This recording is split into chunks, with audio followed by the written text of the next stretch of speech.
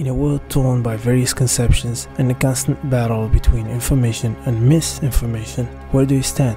A simple-minded question, one might say. It's like asking who's the president of internet, or why do round pizzas come in square boxes? Well, unless you're being manipulated, it's highly probably that you'll choose to side with information. But let's assume that misinformation is in fact moving away from the truth. What makes you think that information is more likely to be true? The French philosopher Gilles Deleuze used to say, L'information, c'est un ensemble de mots d'ordre.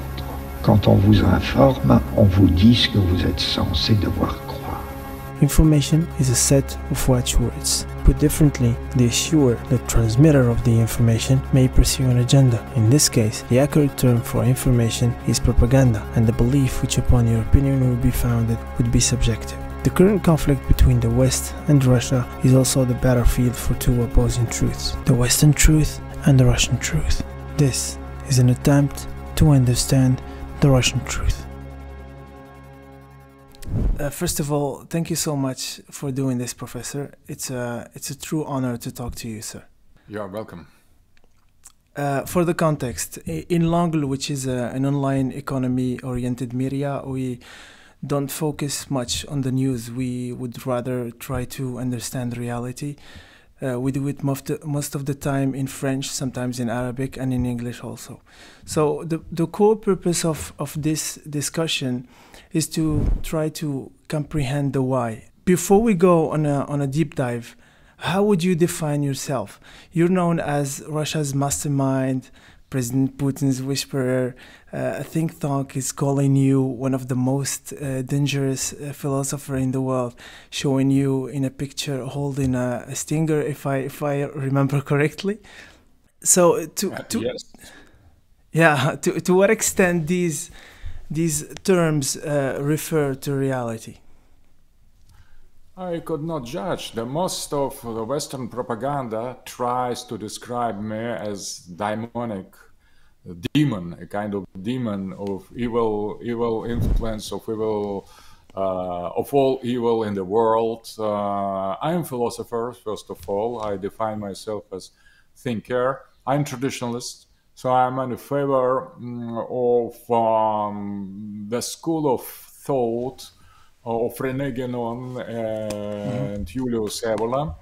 So these authors, they have created a kind of metaphysical platform of criticism against modernity, of the West, all modernity, Western modernity, Western hegemony, progressism, time-oriented culture, and they are totally against that. So for traditionalism, and I belong to this line, it is not a destiny to become modern. It is choice, it is free choice, and you can choose to be modern and to share liberal ideas, progressist idea, and you can choose differently. You can choose tradition, eternity, God, faith, church, and totally opposed system of values. It is not about destiny, that everybody is obliged to become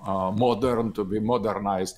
It is the problem of choice. So you can choose modernity and you can choose tradition. I choose tradition, and choosing tradition, I choose my standpoint of view that is totally against modernity, against the West, against liberalism, against progressism, against modern science, against modern culture, against strategical hegemony of NATO. So, and we traditionalists, we don't oppose to that just the refuse or just nihilism.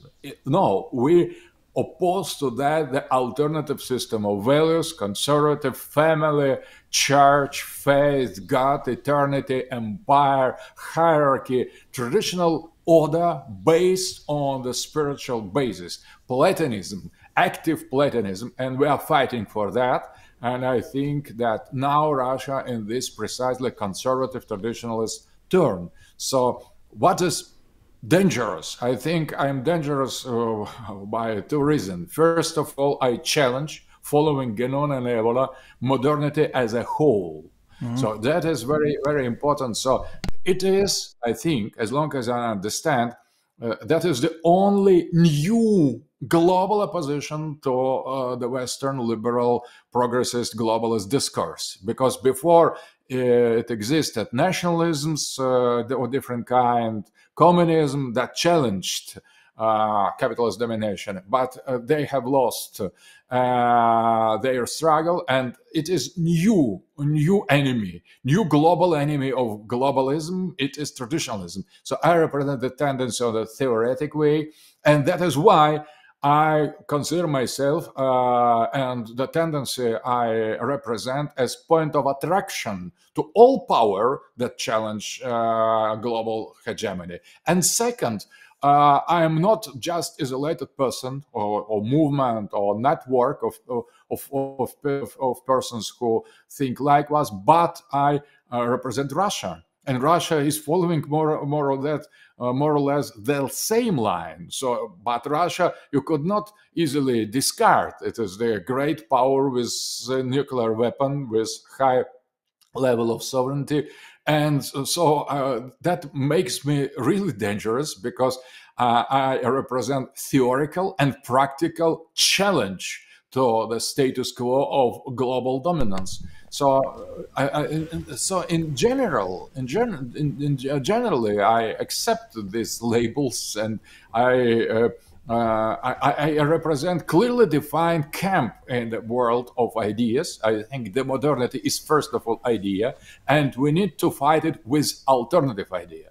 And continuation of the spiritual fight is the fight on the fields, physical fields of physical wars. So, but first of all, ideas do matter more than everything else. Okay, we'll expand on that when we'll talk about your book for the fourth political theory. But let me first ask you a question, and you have a right of reservation. Did you talk to President Putin before the current conflict? Please, I never speak about such things, and let avoid this topic. Okay. Remaining silent Let's also a way. Ideas, the concept, the tendency. I could speak, if you wish, about how what I think about Putin, what is because balance of my attitude, but I prefer not to speak about personal relations with nobody. Okay, few people know that you wrote a critic about Putin, about President Putin, called what is the name of the book that you wrote? It is not exactly critic. The book is. Can you summarize Putin against Putin? Yes. That means that I consider Putin as double personality. Okay. There is a very interesting book written by Ernst Kantarovich, who is called the two bodies of the king. So I apply this method to analysis of political body, not physical body of Mr. Putin, and I identify in him two poles. One pole that I call solar pole is precisely geopolitical mission. And the position on the side of the people, of Russian history, and defending the sovereignty of the states and identity of the people. That is the clearly seen face of Putin. But there is the other lunar, the pole of the moon, that is a kind of relations of Mr. Putin to pro-Western liberal elite that was established as ruling class in the 90s. And he has as well this body, the other body of the king, that represent corporate interest of elite, of ruling class, and it gas against the interest of people. That line undermines sovereignty that other pole tries to establish and emphasize. So that is a complex personality, purely political. That has nothing to do with psychology, psychiatry. It is a kind of metaphysical bipolarity of person of Putin. I am on the side of the solar face of Putin's solar path, and I'm against lunar. But it is not the criticism. It is just, I would say, analysis constructive criticism. Yes, because I am supporting absolutely, without any condition, not the Putin, but the solar line, solar face of Putin. And for example, in present special military operation, we see how active sometimes this identity, one of two Putin's identity, can become. So we observe how powerful and dominating can be this side of Putin's personality. But as well, we shouldn't forget that he has the other personality, other corporate personality, represented of his engagement and the network of liberal elite. Putin now is liberating, solar Putin is liberating from his lunar side, but the fight isn't over. So that is very complicated vision. If from the West or from outside, you see almost uniquely this solar phase. And so you blame Putin as they blame Putin as they blame myself, because they see only solar sovereign in favor of Russian people, conservative, traditionalist identity of Putin. But he possesses as well the other side, less sympathetic for myself, and it should be normally more sympathetic for the West. But whereas the West doesn't believe in the second body of Putin, in lunar body of Putin, and that is very, very, very good. I enjoy that, because they don't use,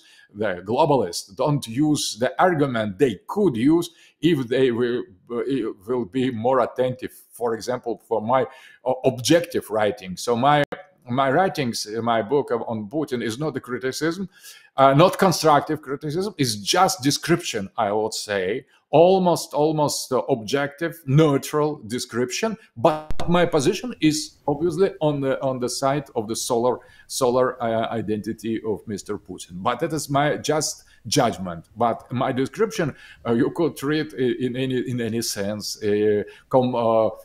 sharing my attitude or refusing it, but the worth of the book still be high enough, I think, for everybody who is interested in Russian politics. Okay, great. And by the way, I'm not from the West. I'm based in Morocco, so I'm kind of neutral in this. You said that you're not isolated, and I have a question regarding that. What do you respond to journalists, activists who claim, from the West most of the time, who claim that most of the Russian population tend to prefer the liberal regime and they are orthodox by name? That is absolute lie. So based on political propaganda, the absolute majority of Russian people is illiberal. They could obviously use some elements of comfort, of technology, of products, of consumerism proposed by the liberalism, but the soul of our people, of our population, is totally opposed to the West, not only because of Orthodox Church, but as well because of innate socialism, innate demand for justice, social justice. Because for us, sovereignty, social justice, and as well the Russian identity, deep Russian identity, are the values who are absolutely most important than any kind of comfort. So formally, on the superficial level, we could seem to be like the Western, but going a little bit deeper, you will immediately discover that that is just the surface of the things, and in deeper dimension, Russian people is radically opposed to the West, much more opposed to the West and to the liberalism and globalism than Putin himself. That's very important, because we have in Russia political elite, pro-Western and liberal. They try to convince our people that the West and liberalism is good and inevitable, but unavoidable, but the people, in spite of all the efforts of this political elite, trying to convince the population during 30 years of the Western, of the supremacy of the Western values and progressism, and liberalism, and gender politics, and so on, and population is deeply convinced in the opposite. So now people support Putin totally. The only criticism is why he is not more radical in dealing with the West. Is the most criticism mostly goes from the right, from the more fundamentalist circles, not from liberals. We have liberals, obviously, but it is very small, insignificantly small proportion of population, but political elites. So political elite of Russia corroborates in giving the image of the westernization of Russian modernization and westernization of Russian society that is totally wrong.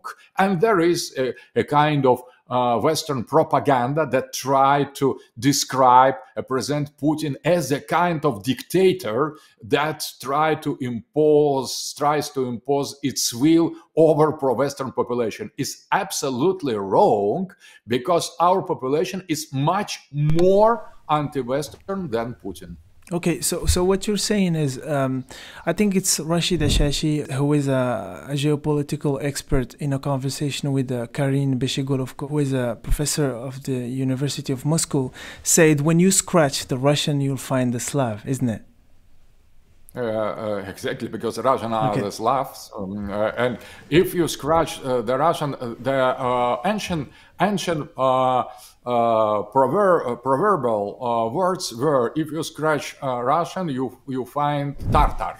So because we are Eurasian, Asian, and Russian Westerners, they considered these words, scratch Russian, you find Tartar, as a kind of pejorative description of Russian identity. I belong to Eurasianist tendency, Eurasianist movement, Eurasianist school of thought that applauds this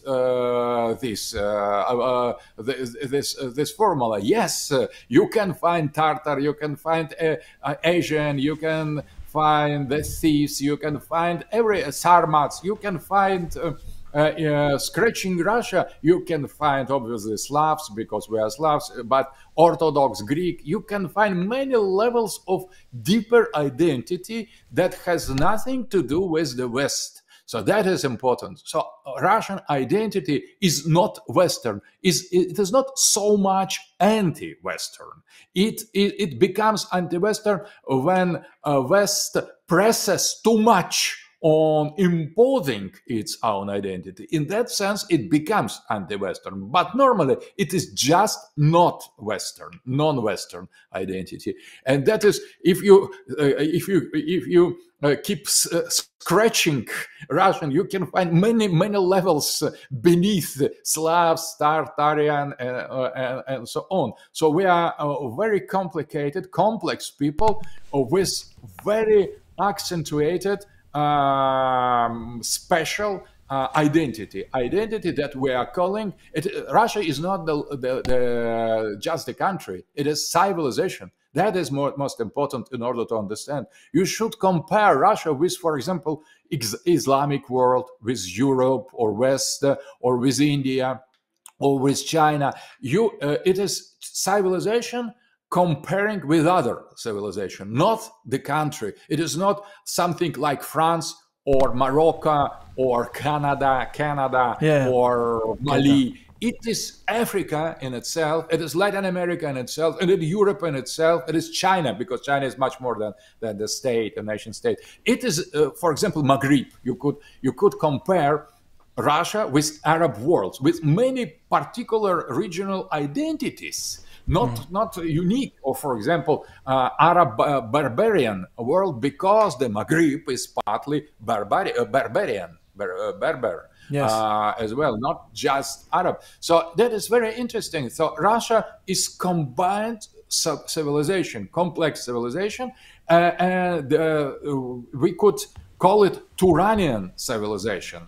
Turanian, because the space we occupy now always was occupied by some special civilization, different from Chinese, from Persian, from Greek, from Western European. It is just the other continent, and you could not treat correctly this continent if you just project the preconceived ideas of the Western culture on us. You receive immediately totally wrong caricature and not the correct image of what Russia is. So yeah, perceive Russia as a whole civilization. Let's talk a little bit about your book, The Fourth Political Theory. Very clear, straight to the point. And here is how Alain Soral, who is for me, I think, a great thinker, despite of what some of you think of him, he's brilliant. So Alain Soral prefaced your book, and he's saying this: when the notions of right and left have become politically meaningless in the West, as much as everything else in the world, when liberals and libertarians agree on the essentials, when the three grand political theories of the 20th century, capitalism, communism, and fascism, have ultimately proven incapable of governing peoples peaceably, what is left to do?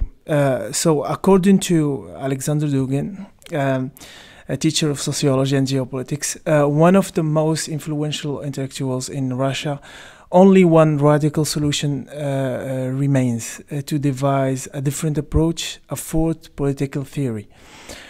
It's a big way. It's a big weight to carry, Professor. Yes, because yes. Yeah, go ahead. Please. Go ahead. So that is, you're right. It is not just some force political theory as something completed, made, ready-made, and brought to the final expression. It is just an invitation to think differently, to think outside of three global paradigms in the politics. All three political theories are Western and modern, and it creates following one of them, any one of them. If you can choose freely one of them, and you immediately you are installed, embedded in the Western way of thought, Western understand, modern Western continent of mentality. So you are mapped, you are controlled, you are put inside of the matrix, because all three political theories are projections of the Western historical experience in the ideology and politics. So it is colonization. When we agree to recognize ourselves as liberals, nationalists, or socialist communists, we are inside of the cage. Inside the cage we are colonized. Our political mind, our political imagination, our ideological basis of discourse is already totally controlled by the laws imposed on us by colonial power. So, forced political theory. So is it? So it's not for decolonization. Yeah, it's not an ideology. It's an invitation, like you say, to political creativity and an attempt to, like you say in your book, to reconsider the lessons of the past. Absolutely. And Okay. what is important? So you can see, you can argue against that. Oh, it is just the void, because you are inviting us to get beyond three political theories without proposing anything in spite of it. But if you try to follow this invitation, you will discover almost immediately that depends on the intellectual quality of the scientist who makes a research. But I think that we could say it, put it differently. You will discover soon enough that you cannot think politically outside of these three political theories. So we are colonized much deeper than we see, because we say, oh, human rights are universal, so we are under influence of liberalism. Or you say the progress is inevitable, the technical progress is the destiny, so you are inside of communist and liberalism, including nationalism. Or you say, I reject globalism because I try to defend my national state. You are inside of nationalist way of thinking. And all these way of thinking, critical or apologetical, belong to the same matrix of Western modernity. It is just colonization. For example, and when we understand that, we try to look for outside of Western political modernity. And what we discover there, outside of this occupied by the Western colonial imperialist epistemology space, in the space colonized by Western political epistemology. So we discover Islam, we discover monarchy, we discover Christianity, Catholic, not Protestant is part of modernity, Catholic, Orthodox. We discover Chinese culture, Confucianism. We discover African religions. We discover everything. Middle Ages. We discover we could use as well postmodern criticism against Western modernity. We could use some instrument from the Western culture critical toward this hegemonical epistemology. So we could use structuralism, we can use phenomenology, we can use anthropology of Bose or Levi-Strauss tendency. We could use as well deconstructionist method of modern science, that is racist science, Western modern racist science based on some premises, philosophical premises, as well that can be as well reduced to the same philosophical Western modern matrix of the thought. So that is not just void invitation. That is invitation based with our past, with our tradition, with and as well with postmodern criticism. So we should, but my idea in forced political theory, attack modernity from both sides, from pre-modernity, defending its values as totally valid, if we choose them. That is the traditionalism, and we could attack modernity from future, from postmodernity. But postmodernity normally is regarded as something more modern than modernity. It is partly right, partly wrong.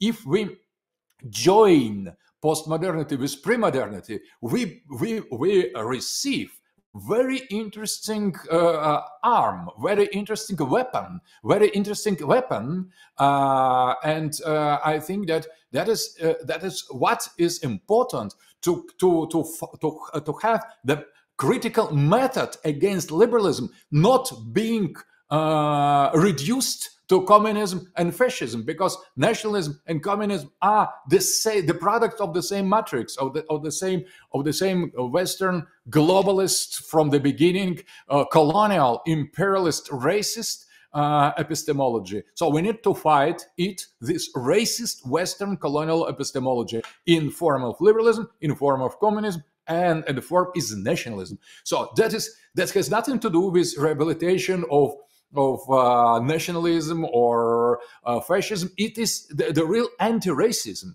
but racism not only on biological, anti-racism not only biological basis, but as well on epistemological basis, because there is and still is prevalent, there is dominant epistemological racism of Western values. When we see, oh yes, parliament, oh yes, democracy, oh yes, human rights, oh how without that, capitalism, free market, oh yes, we are inside of the matrix. We are in concentrational camp. We are victim of epistemological, economical, political, ideological, cultural, technological racism of the West. So liberalism is sold as a natural way of life, as a lifestyle, and we'll get to that later. But here is a silly question, Professor. Since we're speaking to consciousness, for people who's adopting that way of life, I have a lot of friends that like we say in French, la société du spectacle. They are part of the consumer culture. They like to take part of it, and there are artists, intellectuals, etc., who's contributing to a better world. How would you approach this category of people? I understand that you're saying that the only alternative to coexist within a multipolar world is to turn back to the West ideology and its values. But this is a really hard sell for them, you know? We don't oblige them to follow our path. We just fight with weapon in hands in order to let us to be ourselves. If the West prefers Western values, it's up to Western people to decide, but they should decide for themselves. They should not decide for Russians, for Arabs, for Muslims, for Chinese, for Latin Americans. Let them, they create the society they wish. If they are satisfied with LGBT, transgender, perversion, homosexuality, artificial intelligence, total control of COVID, dictatorship, let them be slaves. If they choose to be slaves, let them be that. That's their free will. So we don't want to liberate the West from the modernity. It is up to the Western people to decide whether they like that or not. But we just insist that is the option. That is not destiny. That is not the fate. If you choose modernity, do it. We choose tradition.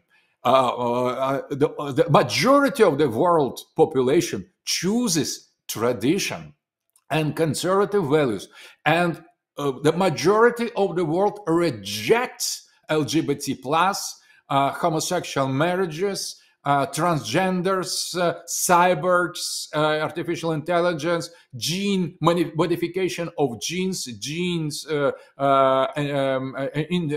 engineering and transformation. We refuse that as universal destiny, universal fate. It is the part of the Western concrete historic experience. Let they enjoy what they have created. We detest, we hate it. We just hate the Western modernity. We hate the imposition on us of some perverted lies as the unique truth. We against this imposition of that. And if, for example, Taliban, prohibited in Russian Federation, is choosing to make their country based on their rules, we we don't agree with their values, but we accept that. That is their society. The Western society is just small part of the human society, but they behave themselves as if they were the universal future. So we should stop them. We should fight them until they stop this imperialist racist practice. If they want to have gay pride, it's perfect for them, not for us, not for Arabs.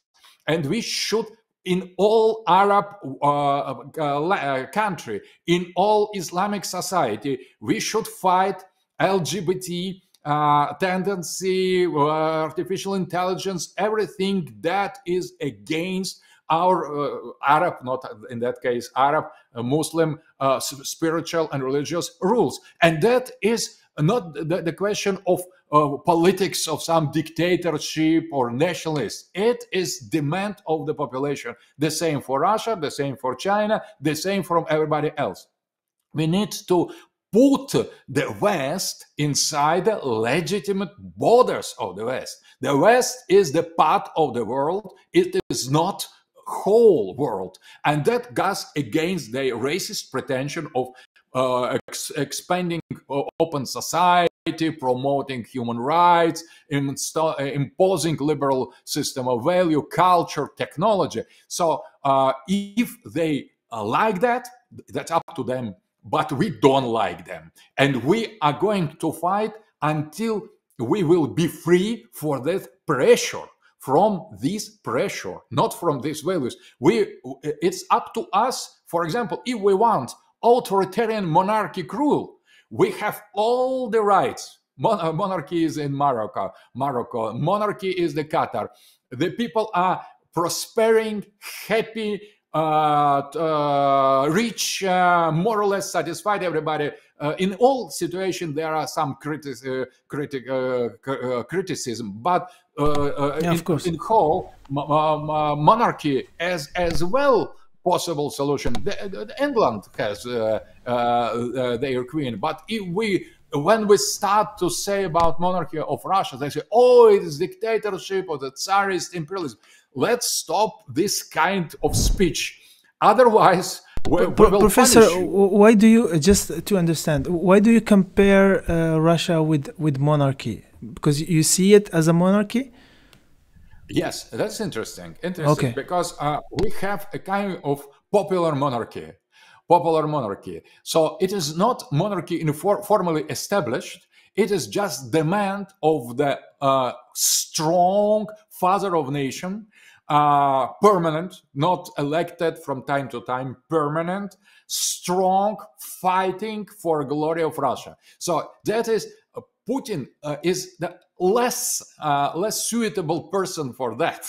So he is democratic, liberal, and personal, individually. He is very, very, very shy in many aspects. He really hates to be Tsar, but he is Tsar against himself, because he is Tsar because people want him to be a Tsar.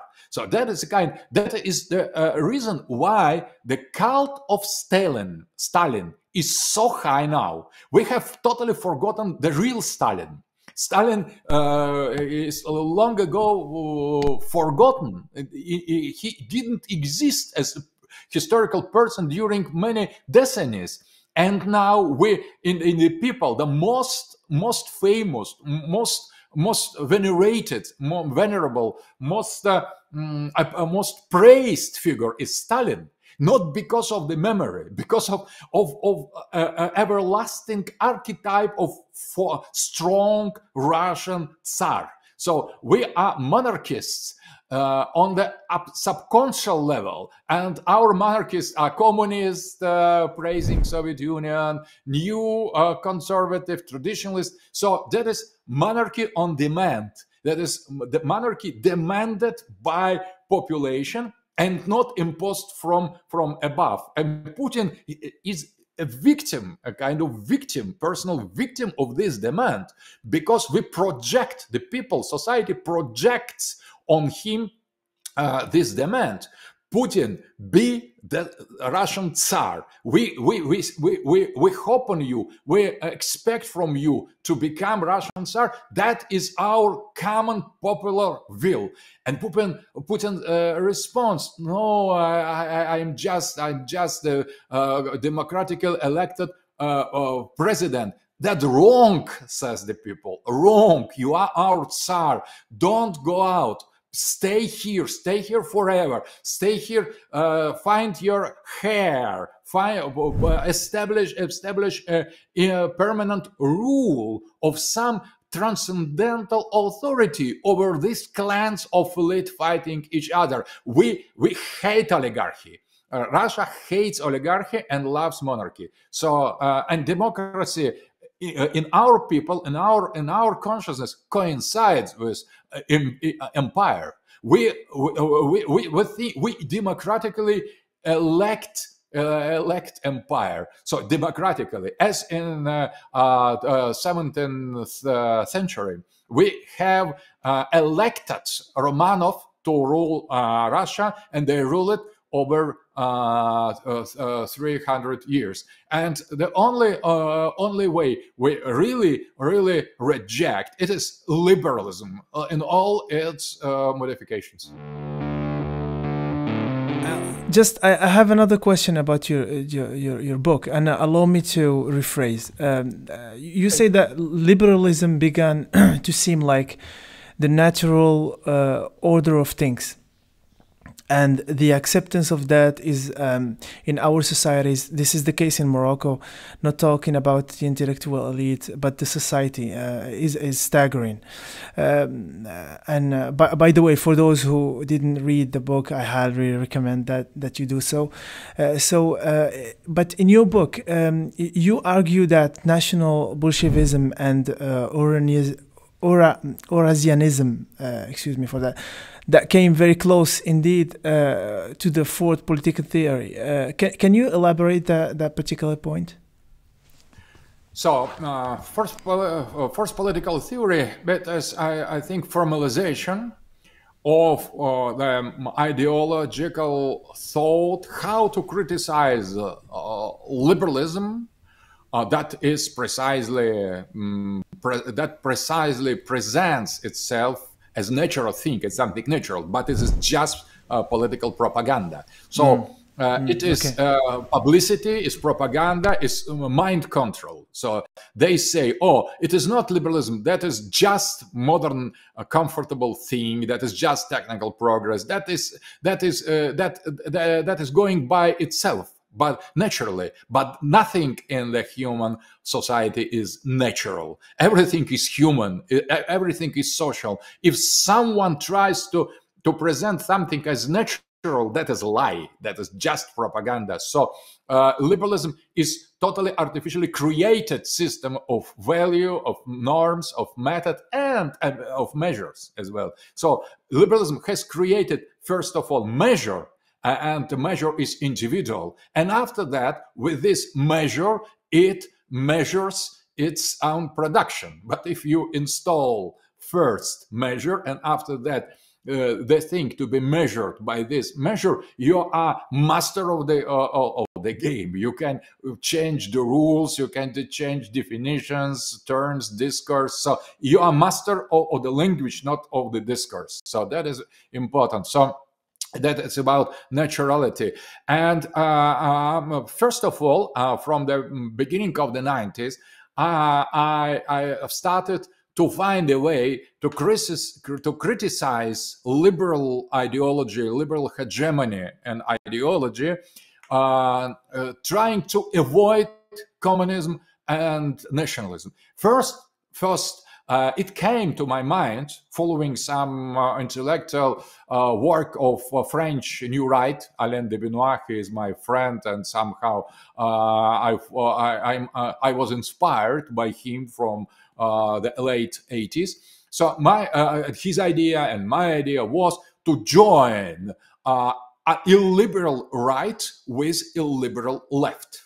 So not just illiberal right, not just illiberal left, but trying to create a kind of synthesis between a liberal right and left, and that gave us the term National Bolshevism. After that, starting from this affirmation, I have discovered in Russian history National Bolshevism movement of Ustralov. In Germany, that was National Bolshevism movement of Nikisch. That 100 years ago, they have elaborated this. Ernst Jünger, for example, the other German thinker, they have elaborated this very marginal but very interesting way of political thought to join a liberal left and a liberal right, and not fight left against right, but a liberal left and a liberal right, illiberal, against the liberal center. That was the strategy of the, at least in the theory, in the 30s, and that was against fascism and against orthodox communism. That wasn't orthodox Marxism, and that was anti-fascism. National Bolshevism was not just some part of the fascism. That was anti-fascism, and basing on National Bolshevist network was created in Europe, the network of resistance against Hitler. And Nikisch, the main figure in National Bolshevism, was the main criticist of Hitler, and he has wrote the book Hitler: The Fatality for Germany in the 32, 1 year before Hitler came to power. So Eurasianism is the other tendency of political thought that was something comparable, that was against Western civilization, against Western hegemony. It was much more traditionalist and conservative in the nucleus, in the center, but Eurasianists understood better than anybody else in Russian immigration, white immigration, that Soviet Union is something different from what everybody thinks of it. So that was a kind of transition to reaffirmation of Eurasian identity, of Eurasian civilization fighting against the West. So Eurasianism and National Bolshevism coincided in the ideological, some most important features against liberalism, against the Western hegemony, against modernity, both of them. But I have remarked with some time, trying to put in practice some Eurasianist and National Bolshevist principles, I have arrived at the conclusion that we need something more, something different. So starting from this first efforts to criticize liberalism from new point of view, from new position, I have arrived to the formalization of fourth political theory. That was a kind of the last stage of development of intuition of this inspiration of illiberalism, integral illiberalism, right and left. And finally, I came to conclusion that we need to abandon nationalism and Bolshevism. We need to abandon all ideologies connected to Western modernity. It is not correct to use against the essence of the modernity modern terms. So I don't use anymore National Bolshevism term, because it creates a misunderstanding, because National Bolshevism is against Bolshevism and against nationalism. So it is not correct name. A fourth political theory, much more open, much more correct, and it is different in all countries. For example, my Iranian friends, they consider their political system as fourth political system. My book is translated there in many languages in many countries. Turks, modern Turks, Turkey could not find the name for their regime. They are not certainly they are Islamic. At the same time, they are somehow secular. They are not left, neither left nor right. So they could not define themselves. So fourth political theory translated in the Turkish as well helps to them to understand their position. The same for many of my friends of my Arab world. Because what is ideology for Iraq, for Syria, for Egypt, for Algeria, for Morocco? I have no enough knowledge of the political and ideological situation in your country. But in many Arab countries, the intellectuals seriously consider force political theory as a kind of preliminary basis for a new affirmation of their ideology, because Pan-Arabism has failed, Baasism has failed, Salafism has failed. So everything, nationalism has failed. So Arab world badly needs new ideological affirmation. And force political theory doesn't replace this ideology, because it's the thing to come, to create, but prepare for that the space, theoretical map where this new Arab ideology should be put in. Do you play chess, Professor? No. Okay, so I propose to Mr. Brzeziński to play chess. But, okay. I know the rules, but I have no experience at all. Yeah, okay. I thought the chess analogy would make sense here, because in the chess, in chess, the player who controls the center of the chessboard is more likely to win. So, does Ukraine play a predominant role in the Russia's objective of becoming a superpower? Yes, precisely. And here we coincide with Brzeziński totally. So Brzeziński has said in the 90s that without Ukraine, Russia cannot ever become empire. And it was not him who has coined this geopolitical law, because that was precisely idea of the founder of geopolitics, Halford Mackinder, who was special commissary of the Entente in Ukraine during civil war in Russia. So the Anglo-Saxon geopolitical school understood from beginning, from the creation of this school, key importance of Ukraine for Russia to become independent, sovereign geopolitical entity. And that was the main concern as well of Eurasianists, Ukraine, and it is the main condition to Russia to reacquire its status of the independent pole. For multipolar world, Russia should be sovereign independent pole, recognized and established as big space, a great space, as civilization. Ukraine plays here extremely important, key role, because without it, if Ukraine will be under control of the sea power of the West, of the Anglo-Saxon world, it will serve to attack more and more Russia, because that is a kind of access to our inner identity, because Ukrainians are ourselves. That is the same Slav, Orthodox, Christian people with the same roots. And if they control part of our identity, they could destroy us from our inside, and geopolitically we will be suffocated under pressure of the NATO controlling Ukraine. So Putin starting special military operation, I think it was a little bit late in that, because I insisted on that from the 2014, from the Maidan. From that point, there was no other choice for Moscow but to begin the struggle for Ukraine.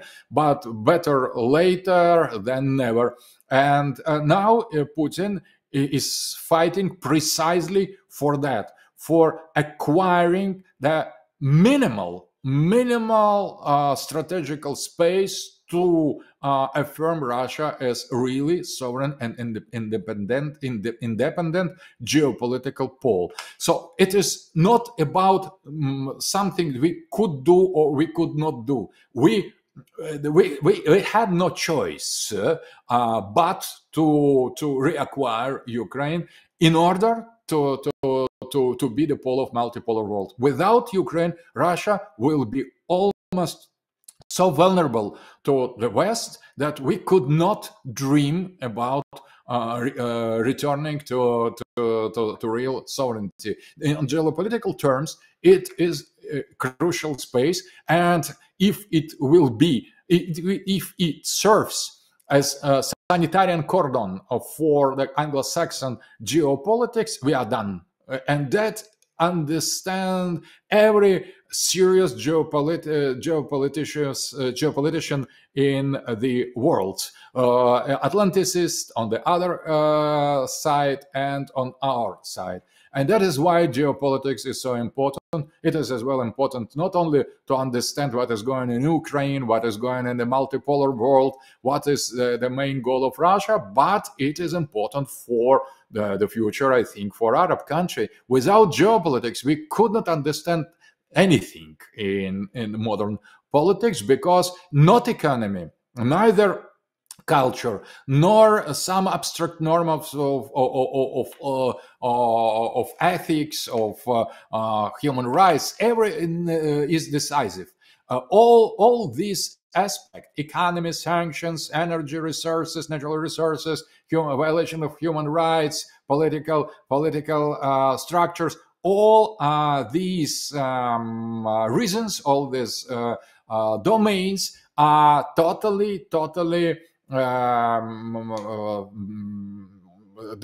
they depend totally from the geopolitical law. So geopolitical, that is explanation of most important level of the international relations, and it was from very beginning of this science, with Helmut Mackinder, with Admiral Machen, with Haushofer, with Carl Schmitt, this with Anglo-Saxon tradition of geopolitics. The only way, for example, in Islam world, in Turkey, for example, until some moment, the generals, the military circles knew only Western version of geopolitics. After translation in Turkish in 2001 or 2002 of my book Foundation of Geopolitics, Turkish military have discovered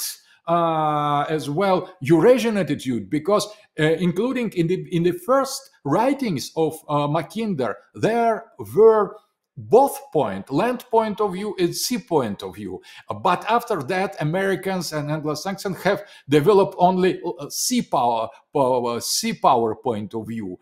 And they have forgotten, obviously, by propaganda reasons, land power point of view. And in the geopolitics, always there is two point of view: land power point of view, Eurasianism, and sea power point of view, Atlanticism. And in order to understand the geopolitical future of Maghreb, of Arab world, of Islam, you need to take in consideration both. And knowing that, having that knowledge could affect concrete politics, as was the case in Turkey, precisely, because Turkish military commandment discovering land power point of view, they have implemented that in their strategy. That is the explanation and key to understand what Erdogan wants in the Eastern Mediterranean zone. So the politics of the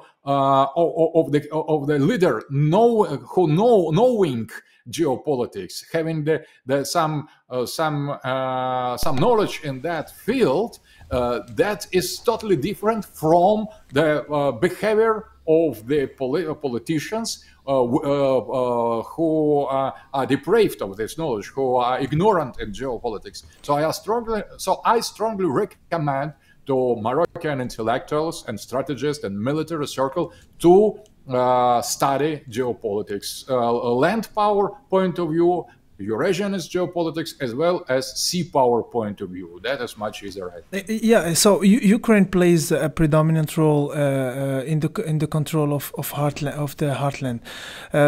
To what degree do you agree with the geographical pivot of history of John Mackinder? I think that is it is quite genius piece of work. That is key for it is the source of the real inspiration for all geopolitics. So geographical pivot of history is the main text from which started everything else. So it is totally correct. It is totally brilliant. It is Russophobic. It is Atlanticist. It is imperialist, but is right.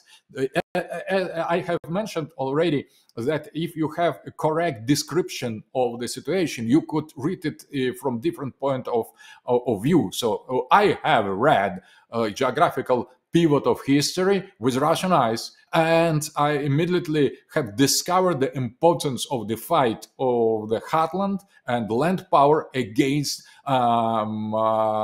United States, Anglo-Saxon world, and everything was put in its places. So I've started to teach geopolitics in the headquarters of Russian army in 1902 from this text. We have translated it, and I, with introduction of this fundamental text, started Russian School of Geopolitics from 1902, because our generals were totally lost after the fall of the Soviet Union. They based all their strategy, all their plans on the confrontation between two ideological camps, between socialist and capitalist, and there was no more socialist camp. So they were totally lost, totally confused. And I came precisely in that moment in the military academy of Russian army, starting to teach geopolitics, starting with this geographical pivot of history, with this text of Mackinder, and in some hours, our generals have recovered their understanding of what is going on, why there is expansion of NATO, why we have committed in crime against our people, disbanding Soviet Union. So, and after that have put that into practice. And finally, the triumph of this course of geopolitics was presidents of Mr. Putin, who has accepted that as one of his source of inspiration, and after that, everything what followed. Okay, you talked about the intervention of Russia, of your army in Ukraine, and you called it a special military operation. Why not calling it war?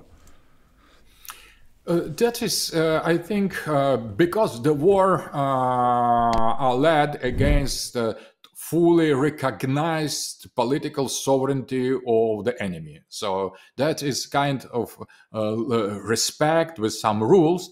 And Russia doesn't consider Ukraine as a full-scale political entity. It is just an illegitimate government based on the coup d'etat committed in the 2014. It is something like special operation, military operation in Chechnya.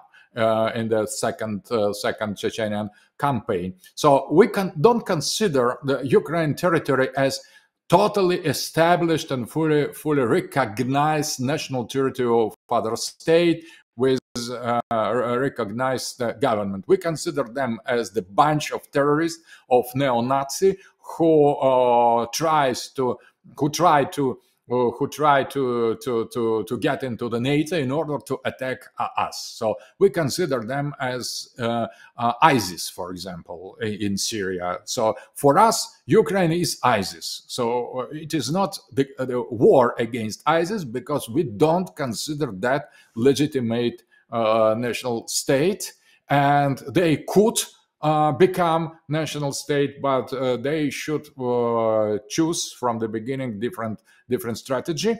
And until 2014, until Maidan, it could happen. So Russia respected and recognized Ukraine until 2014. After that, and we have given the other chances to them to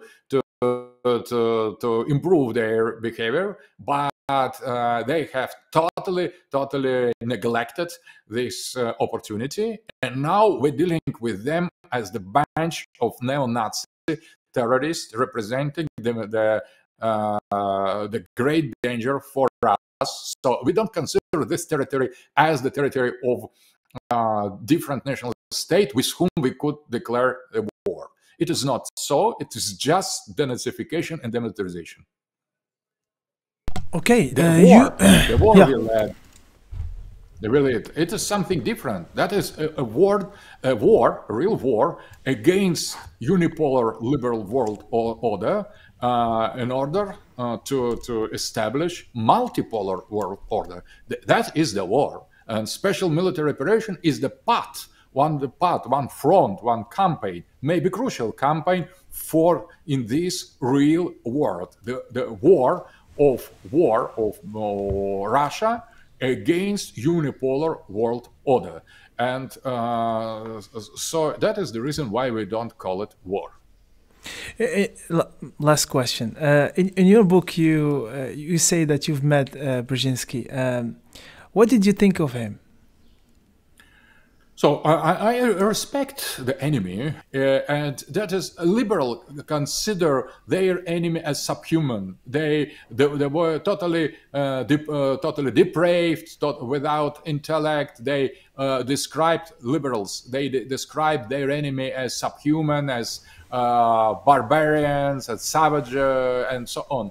But we don't do the same. So Brzeziński was a great enemy, very with clear mind, with clear expression of his geopolitical vision of the world. He fought against Heartland, notwithstanding what ideology is prevailing, Soviet or democratic or Putin's. He was always against the Heartland because he was representative of sea power. He was convinced and correct representative, spectacular representative of geopolitical school of the sea power. He was the disciple and follower of Speakman, of Mackinder, and I don't him to be psychopath. I don't think him to be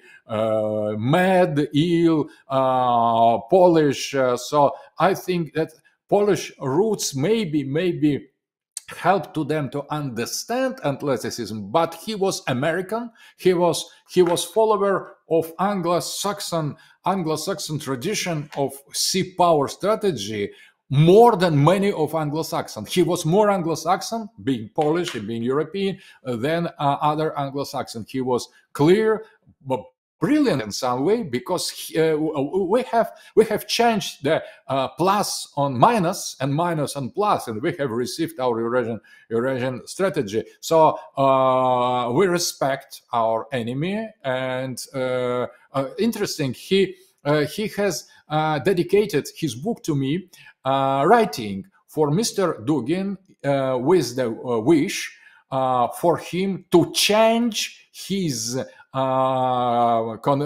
mind totally, his ideas into the opposite. So that is honest, at least. So yeah. He was honest. Interesting. The other thing he has honestly said to me when I have asked him about Gorbachev, I have said, Baker has promised not to expand NATO to Gorbachev. And Brzeziński has responded, oh, we just tricked him. We just tricked him. So that was very, very, very honest. And I respect him for this openness and for because he was the enemy we deserve. And if our enemy is brilliant, great, strong, correct, consequent, so we are. And when we win such serious enemy, it is the real glory to us. If we destroy some insignificant, mad hater or psychopath, that doesn't add glory to our victory. Professor, thank you. It was a true honor. I really appreciate it. Thank you so much. You're welcome. Best wishes to Morocco, to your king, to your political system, and to your people. Thank you so much. Bye-bye.